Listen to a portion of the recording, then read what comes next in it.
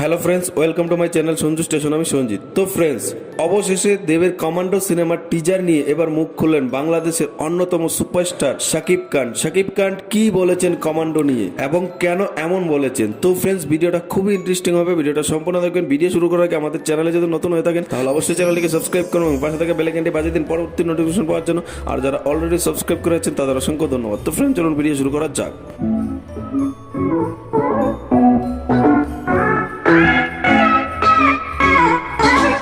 Friends, superstar দেবের প্রথম এককভাবে অভিনীত বাংলা ছবি কমান্ডো। ছবিটি শাপলা মিডিয়ার কর্ণধার সেলিম খান প্রযোজিত করেছে এবং শামীম আহমদ রনি সিনেমাটি ডিরেক্ট করেছে। এটি একটি অ্যাকশন থ্রিলার ছবি।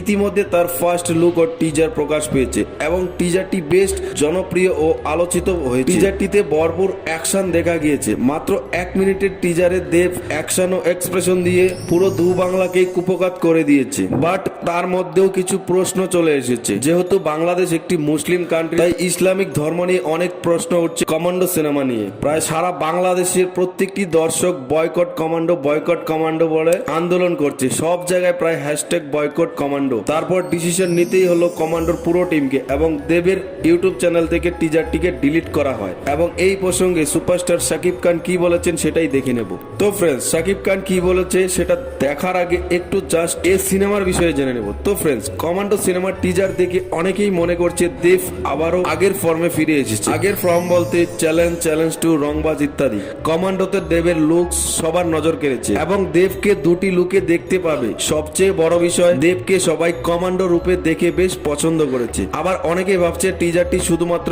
দেবের ইউটিউব চ্যানেলে কেন রিলিজ দেওয়া হলো।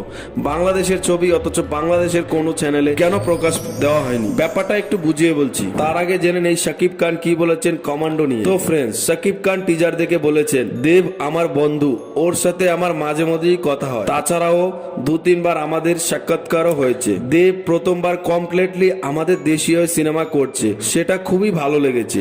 টিজারটি দেখলাম, বেশ অ্যাকশন ছিল। দেবকে দেখতেও বেশ হ্যান্ডসাম লাগছে। স্টোরিটাও ভালো চুজ করেছে। তবে ইসলামিক ধর্ম নিয়ে যে আন্দোলন শুরু হয়েছে সেটার ব্যাপারে আমি কোনো কিছু বলতে চাই না, কারণ এটা সবার নিজের ব্যক্তিগত ব্যাপার। যে যেরকম বুঝবে সেটা নিয়ে আমি কোনো পার্সোনাল মতামত রাখতে পারি না। তবে ঈদে আমারও একটি ছবি মুক্তি পাওয়ার কথা, তবে আমি কম্পিটিশন মনে করি না। দেব আমার সহকর্মী। আশা রাখছি কমান্ডো যেন ভালো ব্যবসা সফল সিনেমা হয়। তো ফ্রেন্ডস, এই ছিল শাকিব খানের মন্তব্য একজন সুপারস্টারের প্রতি আরেকজন সুপারস্টারের শ্রদ্ধা।